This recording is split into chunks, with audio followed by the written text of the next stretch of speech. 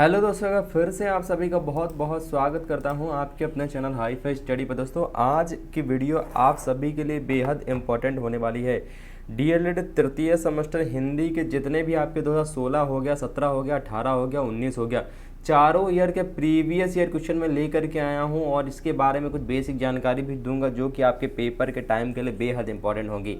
सबसे पहले बात करते हैं एससीईआरटी राज्य शैक्षिक अनुसंधान एवं प्रशिक्षण परिषद उत्तर प्रदेश जो कि आपका निशातगंज में है। और यहाँ पर अगर बात करते हैं डीएलएड बीटीसी तृतीय सेमेस्टर परीक्षा वर्ष 2016 सक्षम प्रश्न पत्र आपका होता है, हिंदी का होता है। और इसमें जो समय होता है वो दोस्तों 1 घंटे का समय होता है, पूर्णांक 25 का होता है, जिसमें आपको 12 नंबर अनिवार्य रूप से लाने लाते होते हैं। अगर 12 से कम हो जाता है तो आपका लग जाता है बैक। और ये पेपर जो है आपका 2016 का पेपर है दोस्तों, ये चीज़ भी आप लोग याद रखिएगा। सभी प्रश्न करना अनिवार्य हैं और प्रत्येक प्रश्न के निर्धारित अंक उनके सम्मुख दिए गए। जैसे पहला प्रश्न यहाँ पर दिया गया, कबीर के सूफी गुरु कौन थे, तो यहाँ पर देख सकते हो आप लोग 1 नंबर उसके सामने दिया गया कि भैया अगर आप ये नंबर सही, ये क्वेश्चन सही करते हो तो आपको 1 नंबर मिल जाएगा। बाकी सेकंड वाला जो निर्देश दिया गया उसको पढ़ने की कोई आवश्यकता नहीं है, उसके खिलाफ ही हमेशा रहना, हमको उसके साथ नहीं रहना है। पहले प्रश्न की बात करते जो कि हमारा दिया गया है कि कबीर के सूफी गुरु कौन थे, तो दोस्तों यहाँ पर आपको पता होना चाहिए जो कबीर के सूफी गुरु थे वो कौन थे, शेख तकी थे। शेख तकी ये जो थे वो कबीर के सूफी गुरु माने जाते हैं। क्या भूलूं क्या याद करूं की विधा क्या है, क्या भूलूं क्या याद करूं की विधा क्या है, ये संस्मरण है, आत्मकथा है, कहानी है, आत्मकथा है या यात्रा वृत्तांत है। तो भाई अगर क्या भूलूं क्या याद करूं, जैसा कि आपको पता चल रहा है क्या भूलूं क्या याद करूं, मतलब मैं अपने बारे में सोच रहा हूं भैया कि क्या मैं भूलूं और क्या मैं याद करूं। कहने का मतलब यहाँ पर ये एक प्रकार की आत्मकथा के अंतर्गत आता है भाई साहब, ये आत्मकथा हो जाएगा। नेक्स्ट बात करते हैं यहाँ पर कि मुंशी प्रेमचंद्र की वह रचना जो अधूरी रह गई थी, मतलब वो उनको स्वर्गवास हो गया था और उसके बाद उनकी जो रचना थी वो अधूरी ही रह गई थी, तो वो कौन सी ऐसी रचना है, वो दोस्तों यहाँ पर मंगलसूत्र है। बात करते हैं यहाँ पर मंगलसूत्र के बारे में, तो मंगलसूत्र उनकी रचना है जो अधूरी रह गई थी, उससे पहले मुंशी प्रेमचंद्र जी का स्वर्गवास हो गया था। ठीक है,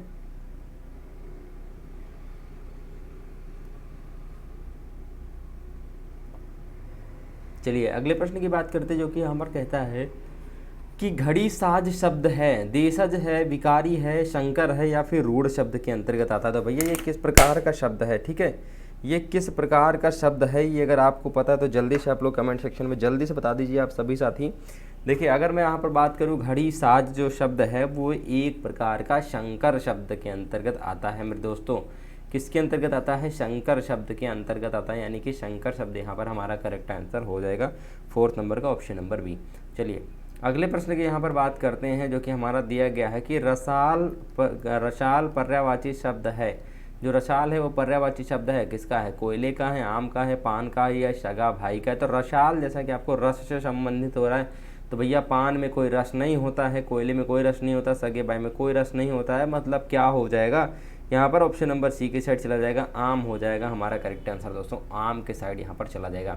यहाँ से हमारा शुरुआत होता है दोस्तों अति लघुत्तरी प्रश्नों की, जो कि अति लघुत्तरी प्रश्न ये भी हमारे 1-1 नंबर के होते हैं। ये हमारे प्रश्न जो कि देख सकते हैं आप लोग, सम्मुख दिया भी गया है कि भैया जो क्वेश्चन है वो आपका 1 नंबर का है। ठीक है, कितने नंबर का है सर, 1 नंबर का है एक प्रश्न।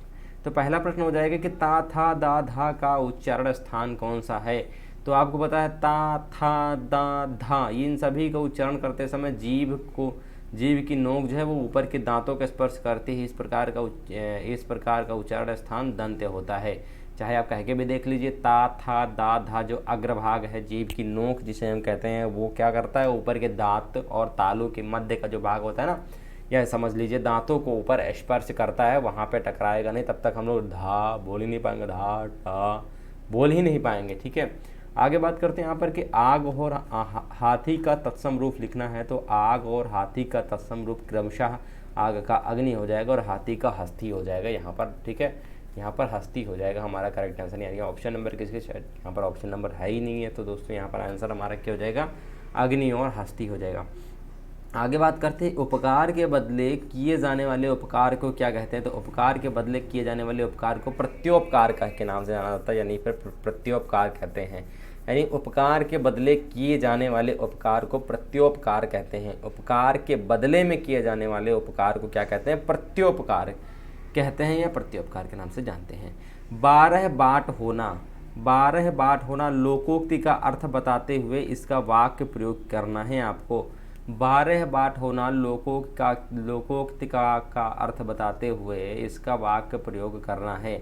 12 बाट होना यानी कि कई भागों में बांटना, कई भागों में बंटना, यानी कि एक लड्डू कई लोगों में बांटने पर उसका 12 बाट होना ही होगा, या फिर एक रोटी को कई लोगों में बांटना उसका 12 बाट ही होगा, मतलब 12 बाट कई लोगों में उसको बांटना। किस भाषा का स्वरूप अनिश्चित होता है, तो अनौपचारिक भाषा का जो स्वरूप होता है वो अनिश्चित होता है। ये चीज़ अपने दिमाग में आप लोग बैठा लीजिएगा। आगे बात करते हैं योग रूढ़ शब्द किसे कहते हैं, तो योग रूढ़ शब्द यानी वे शब्द जो यौगिक तो हैं किंतु सामान्य अर्थ को ना प्रकट कर किसी विशेष अर्थ को प्रकट करते हैं, योग रूढ़ कहलाते हैं। जैसे कि पंकज हो गया, दशानन आदि हो गया, यानी पंकज बराबर पंक प्लस जा बराबर, यानी कीचड़ में उत्पन्न होने वाला पंकज। पंकज का अर्थ होता है कीचड़ में उत्पन्न होने वाला अर्थात कमल, यानी सामान्य अर्थ में प्रचलित ना होकर कमल के अर्थ में रूढ़ हो जाता है और अंत में पंकज शब्द योग रूढ़ हो जाता है।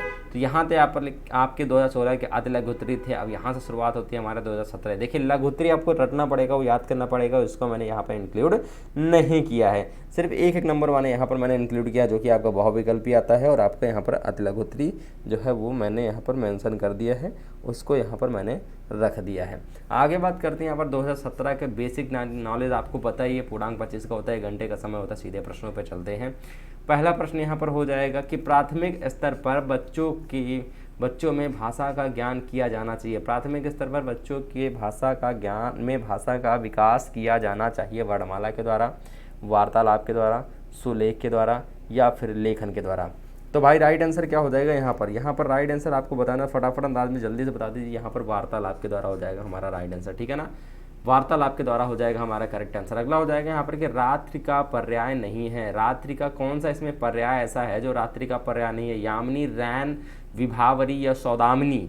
तो भाई राइट आंसर हमारा क्या हो जाएगा? सेकंड नंबर का right answer sir option number D हो जाएगा, सौदामिनी। यानी विभावरी जो है यामिनी और रैन, कहते हैं ना भैया रैन बसेरा लगा हुआ है, रैन बसेरे में रुकना है, रैन बसेरा। तो रैन बसेरा मतलब रात्रि का बसेरा, ठीक है, रैन बसेरा। तो यहाँ पर क्या हो जाएगा हमारा ऑप्शन नंबर डी के साइड चला जाएगा, यानी कि क्या हो जाएगा भैया? सौदामिनी हो जाएगा। नेक्स्ट बात करते हैं यहाँ पर कि विमुख का विपरीतार्थक शब्द क्या है? विमुख का विपरीतार्थक शब्द क्या है? अमुख है, सुमुख है, उन्मुख है या निर्मुख है? तो भाई थर्ड नंबर का राइट आंसर क्या हो जाएगा? तो भाई थर्ड नंबर का हमारा राइट आंसर ऑप्शन नंबर किसके साइड चला जाएगा सर? बी के साइड चला जाएगा। यहाँ पर हमारा ऑप्शन नंबर बी हो जाएगा। क्या हो जाएगा यहाँ पर? उन्मुख हो जाएगा हमारा करेक्ट आंसर, ठीक है, उन्मुख हमारा करेक्ट आंसर हो जाएगा। आंखें खुलना मुहावरे का अर्थ क्या हो जाएगा? आंखें खुलना मुहावरे का अर्थ आंख दिखाना, होश में आना, जल्दी उठना या समय पर जगना। तो भैया समय पर जगना यार, आंख तो खुलती ही खुलती है, लेकिन यहाँ पर मुहावरा है जो कि हम उसको रियल लाइफ से नहीं ऐड कर सकते हैं। समय पर जगना, जागना, जल्दी उठना, आंखें खुलना, मतलब जल्दी उठेंगे तो ऑटोमेटिक यार वो तो पता ही आपको आंखें खुल जाएंगी। आंख दिखाना मतलब ऐसा तो है नहीं, आंखें खुलना मतलब आंख दिखाते हैं तभी आंख खुलती है हमारी। आंखें खुलना मतलब होश में आना, अरे यार अभी यार आगे गड्ढा था, हम गिरने वाले थे, हमारी आंखें खुल गई, यार आगे गड्ढा है, हमारी आंखें खुल गई।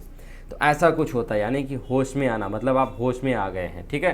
कोई गलत काम करने से पहले आप एकदम से होश में आ गए, अरे यार आपने भाई मेरी आंखें खोल दी, वरना मैं अभी इस कीचड़ में गिर जाता, यहाँ पे हो जाता, ये काम हो जाता हमारा, हमसे ये गलती हो जाती वगैरह वगैरह, ठीक है। आगे बात करते हैं। यहाँ पर हमारा 5 नंबर दिया गया, अत्यधिक शब्द में प्रयुक्त उपसर्ग क्या है? अत्य है, अत है, आ है या अति है?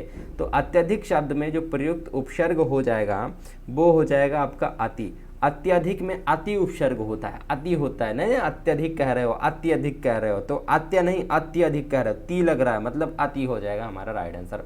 यहाँ से हमारी शुरुआत होती है दोस्तों अति लघुत्तरी क्वेश्चनों की, जो कि हमारा पहला क्वेश्चन कहता है, ये भी हमारा 1 नंबर का होता है कि उत्साह और चितेरा शब्द का तत्सम रूप क्या हो जाएगा? उत्साह और चितेरा, चितेरा शब्द का तत्सम रूप क्या हो जाएगा? तो उच्छ्वास का तत्सम रूप उत्साह हो जाएगा, चितेरा का हो जाएगा तत्सम रूप यानी चित्रकार होता है। जो सबके उपयोग के लिए हो वाक्यांश के लिए एक शब्द बनाइए या एक शब्द लिखिए। जो सबके उपयोग के लिए हो वाक्यांश के लिए एक शब्द हो जाएगा सर्वोपरि, यानी सभी के उपयोग के लिए इसको सभी उपयोग कर सकते हैं। जैसे कि होता है पब्लिक टॉयलेट, कहना है ना, पब्लिक टॉयलेट होता है, सर्वोपरि हो गया, सर्वोपयोगी होता है, सभी उसका उपयोग कर सकते हैं। नील कमल सी मुख प्रभा सरस सुधा से बोल पंक्ति में प्रयुक्त अलंकार है। नील कमल सी मुख प्रभा सरस सुधा से बोल, तो इसमें आपका जो उपमा अलंकार हो जाएगा, इसमें कौन सा अलंकार हो जाएगा भैया, इसमें उपमा अलंकार हो जाएगा। उपमा अलंकार की परिभाषा तो आपको पता है, जहाँ पर क्या होता है उपमेय उपमान क्या होता है, परिभाषा अगर आपको पता है तो भाई एक लाइन में आप उसका आंसर लिख दीजिएगा, ठीक है। दूसरा हो जाएगा यहाँ पर कि आकाश का चांद हाथ आना, आकाश का चांद हाथ आना, मुहावरे का अर्थ क्या हो जाएगा, यानी आकाश का चांद हाथ आना, यानी मुहावरे का अर्थ हो जाएगा असंभव वस्तु को प्राप्त करना होता है। कोई भी ऐसी वस्तु है जो असंभव है, उसे हम प्राप्त ही नहीं कर सकते, तो उसका प्राप्त करना, यही होता है इस मुहावरे का अर्थ। वीणा वादनी वरदे, हे वीणा वादनी वरदे जो है वो पंक्ति के रचयिता कौन है, तो इस पंक्ति के रचयिता सूर्यकांत त्रिपाठी निराला जी हैं, जिनका निराला जी बाद में इनका मतलब इनको प्रदान किया गया था। कैसे क्यों दिया गया था, निराला क्यों कहा गया, अगर आपको पता है तो ज़रूर से ज़रूर आप लोग बताइएगा निराला इनको क्यों कहा गया है। क्लियर, निराला इनको क्यों कहा गया है ये आप लोग बताइएगा। आगे बात करते हैं यहाँ पर कि चतुर्दिक और यथाविधि शब्दों में प्रयुक्त समास के नाम लिखिए। तो चतुर्दिक में द्विगु समास तथा यथाविधि में अव्ययी भाव समास है, ठीक है, इसमें अव्ययी भाव समास है।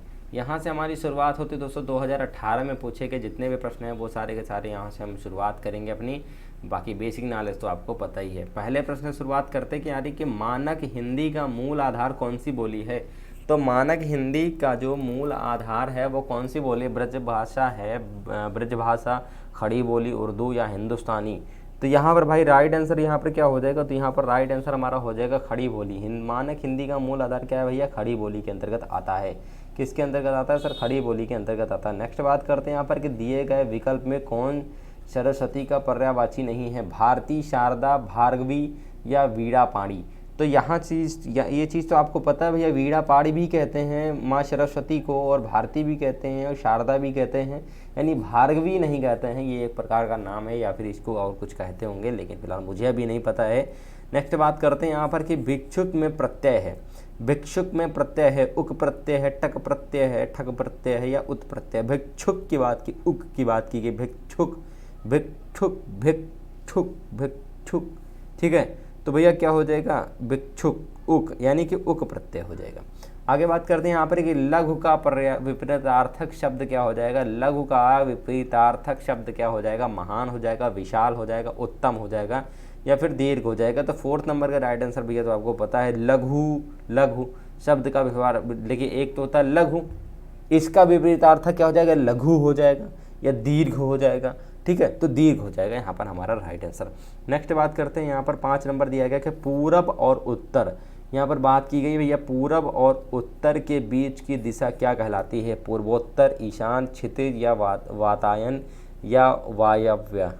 तो भैया 5 नंबर का राइट आंसर क्या हो जाएगा, तो वो हो जाएगा आपका ईशान। क्या होता है भैया, ईशान होता है, पूरब और उत्तर के बीच की दिशा को ईशान कहते हैं। इसी साइड में हमारे क्या होते हैं, जो डिश एंटीना होता है ना हम लोग का, डिश टीवी हो या एयरटेल का कोई भी छतरी होती है, तो उसका जो मुख किया जाता है वो ईशान की तरफ ही किया जाता है, यानी कि सॉरी ईशान की तरफ नहीं किया जाता है, वो किया जाता है पूरब और दक्षिण की साइड किया जाता है। जहाँ से सूर्य हमारा उगता है वो हमारा होता है उत्तर और पूरब के बीच का भाग, ठीक है। चलिए यहाँ से शुरुआत करते हैं हम लोग अपने अतिलघुत्तरी प्रश्न की, जो कि कोकिला एवं कूप शब्द का तद्भव रूप शब्द क्या हो जाएगा। तो कोकिला एवं कूप का तद्भव क्रमशः, कोकिला का मतलब कोयल होता है, कूप का मतलब कुआं जहाँ से हम लोग पानी भरते हैं पीने के लिए पानी, ठीक है। प्रा प्लस सु उपसर्ग बनाकर दो शब्द बनाइए, तो प्रा से प्रजाति और प्रभाव बन जाएगा, सु से सुलेख और सुविचार बन जाता है। यहाँ पर बात करते हैं यहाँ पर कि समुद्र शब्द के 4 पर्यायवाची लिखनी है। तो समुद्र शब्द के 4 पर्यायवाची तो आपको पता है, सिंधु हो जाएगा, सागर हो जाएगा, जलधि हो जाएगा और पयोधि हो जाएगा। ये सभी आपके 1-1 नंबर के क्वेश्चन होते हैं। एक दंत एवं नील कमल में प्रयुक्त समास के नाम लिखना है। तो एक दंत में बहुब्रीहि समास तथा नील कमल में कर्मधारय समास होता है, ठीक है। क्या होता है, कर्मधारय समास होता है। आगे बात करते हैं यहाँ पर कि खाने के दांत और दिखाने के और कहावत का अर्थ स्पष्ट करते हुए वाक्य प्रयोग करना है। तो खाने के दांत और दिखाने के दांत अलग अलग होते हैं, जैसे कि हाथी के दांत नहीं होते हैं, दिखाने वाले दांत अलग होते हैं, खाने वाले दांत अलग होते हैं। तो भी बाहर भीतर में बहुत अधिक अंतर होता है। प्रयोग इसका कैसे करना है कि जो लोग बहुत मीठा बोलते हैं वो भीतर से उतने ही जहरीले होते हैं। उनका चरित्र हाथी के दांत की तरह होता है, जो कि खाने के दांत और दिखाने के दांत कोई और होते हैं। दिखाने के दांत कोई और होते हैं जो बड़े बड़े निकले होते हैं आगे की शोड़ की तरह, और बाकी खाने वाले दांत जो होते हैं वो अंदर की ओर होते हैं। यानी दिखावा करना, भीतर से कुछ और बाहर से कुछ और होना। ठीक है, चलिए बात करते हैं यहाँ पर 11 नंबर क्वेश्चन की। काकर पाथर जोड़ के मस्जिद लई बनाए, ता चढ़े मुल्ला बाग दे, क्या बहरा हुआ खुदाए। इसका हमें वाक्य प्रयोग करना है। इस पंक्ति के रचयिता क्या हैं? श्री कबीरदास जी हैं। इसके क्या हैं? कबीरदास जी हैं। अगला यहाँ पर और लास्ट प्रीवियस ईयर पेपर हम लोग देखने वाले षष्ठम प्रश्न पत्र 2019 का हिंदी का है। यहाँ पर सभी प्रश्न करना अनिवार्य, ये सभी चीज़ें आपको पता ही हैं। सीधे हम अपने लोग अपने प्रश्नों पर चलते हैं। प्रश्न में पहला प्रश्न कहता है कि परशुराम की प्रतीक्षा के रचनाकार कौन है? परशुराम की प्रतीक्षा के रचनाकार जो है वो कौन है? तो वो रचनाकार है रामधारी सिंह दिनकर जी। कौन है? रामधारी सिंह दिनकर जी हैं। सेकंड नंबर बात करते हैं कि प्रत्येक शब्द में प्रयुक्त उपसर्ग कौन सा हो जाएगा? प्रा हो जाएगा, प्रति हो जाएगा, प्रत्यय हो जाएगा या फिर एक हो जाएगा। तो प्रत्येक शब्द में प्रयुक्त जो उपसर्ग हो जाएगा, प्रत्येक शब्द में प्रयुक्त उपसर्ग जो हो जाएगा वो हो जाएगा प्रति उपसर्ग। क्या हो जाएगा सर? प्रति उपसर्ग के अंतर्गत आता है, यानी प्रति उपसर्ग हो जाएगा। थर्ड नंबर हो जाएगा यहाँ पर कि शुद्ध वर्तनी का चयन करें। ज्येष्ठ, जेठ, ज्येष्ठ या फिर ज्येष्ठ। शुद्ध वर्तनी यहाँ पर क्या हो जाएगा? इसका जवाब आपको दोस्तों नीचे कमेंट सेक्शन में इसका जवाब देना है। इंतज़ार करूँगा मैं आप सभी के जवाब का। संस्कृत के वे शब्द जो हिंदी में ज्यों का त्यों प्रयुक्त होते हैं वे कहे जाते हैं तद्भव, तत्सम, देशज या संकर शब्द। तो फोर्थ नंबर का राइट आंसर क्या हो जाएगा? उनको हम लोग सीधे सीधे तत्सम शब्द कहते हैं, यानी सर फोर्थ नंबर का ऑप्शन नंबर बी हो जाएगा। पांचवा क्वेश्चन हो जाएगा निम्न में से संयुक्त व्यंजन नहीं है, छा, ज्या, त्रा या री। तो यहाँ पर क्या हो जाएगा? यहाँ पर क्या हो जाएगा भैया? 5 नंबर का right answer option number D हो जाएगा, री हो जाएगा। हमारा ऑप्शन नंबर डी के साइड यहाँ पर चला जाएगा। शुरुआत करेंगे हम लोग यहाँ से अपने जितने भी हमारे अति लघु उत्तरीय प्रश्न हैं, यानी पुष्प तथा बिजली शब्द के दो दो पर्यायवाची शब्द लिखना है। तो क्या हो जाएगा? पुष्प का देखिए कुसुम, सुमन और फूल, दो दो पूछा गया था, 3 दिया गया, मतलब इनमें से आप कोई 2 याद कर लीजिएगा। बिजली का चंचला, चपला और दामिनी जो है ये बिजली के होते हैं, यहाँ पर ये पर्यायवाची शब्द। ठीक है, बात करते हैं यहाँ पर जीवन निर्वाह तथा वीणा वादनी में प्रयुक्त समास का नाम लिखना। तो जीवन निर्वाह में तत्पुरुष समास हो जाएगा, वीणा वादनी में बहुव्रीहि समास हो जाता है, ये बहुव्रीहि समास के अंतर्गत आता है। आग का बबूला होना मुहावरे का अर्थ स्पष्ट करते हुए वाक्य प्रयोग करना है, ये भी आपका 1 नंबर का होता है। आग बबूला होना यानी अत्यधिक क्रोध करना, यानी कि राजा अपने मंत्रियों पर आग बबूला हो गया। क्यों हो गया? क्योंकि कोई गलती की वजह से वो हार गया था। किसमें? अपने युद्ध में। ठीक है, मंत्रियों की वजह से। चलिए नेक्स्ट बात करते हैं यहाँ पर कि अनुप्रास अलंकार का एक उदाहरण लिखिए। तो अनुप्रास अलंकार का एक उदाहरण तरन, तरुजा, तर्जमा, तरवर, बहुछाए, अभी ऊपर आपको बताएंगे। बात करते हैं यहाँ पर कि उप तथा प्रति उपसर्ग लगाकर 2 शब्द लिखना है। तो ये चीज़ तो अभी आपको ऊपर भी आया था। उपसर्ग उप मतलब उपनाम और उपग्रह, प्रतिका, प्रतिकूल और प्रतिरूप। प्रकृति का सुकुमार कभी किसे कहा जाता है? तो ये चीज़ तो बहुत इंपॉर्टेंट है आपके लिए और बहुत ज़्यादा पूछी भी जाती है। सुमित्रा नंदन पंत जी को प्रकृति का सुकुमार कवि कहा जाता है या प्रकृति के सुकुमार कवि के नाम से जाना जाता है। तो आई थिंक आपके लिए वीडियो बहुत ही ज़्यादा हेल्पफुल रही होगी। इस वीडियो को ज़्यादा से ज़्यादा अपने दोस्त मित्रों के साथ शेयर करेंगे, सभी साथी शेयर करेंगे। एक बार सभी साथी शेयर कर देंगे, उसके बाद ही यहाँ से क्लास से जाएंगे। एक चीज़ आपको करना है भैया, काम तो आपको एक ही करना है, ठीक है ना, इसको शेयर करना है, तभी आपको यहाँ से जाना है, ठीक है, तभी आपको छुट्टी दी जाएगी। इस वीडियो को ज़्यादा से ज़्यादा शेयर करें, लाइक करें और शेयर तो जरूर करेंगे। मिलेंगे नेक्स्ट वीडियो के साथ। जय हिंद, वंदे मातरम। ये आपको एक साथ मिल रहा, जितना भी आपको प्रारूप यहाँ पर मिल रहा है, चारों ईयर का प्रीवियस ईयर आपको एक साथ मिला। ये कहीं आपको अलग देखने को नहीं मिलेगा, सिर्फ यहीं पर आपको देखने को मिलेगा। जय हिंद, वंदे मातरम।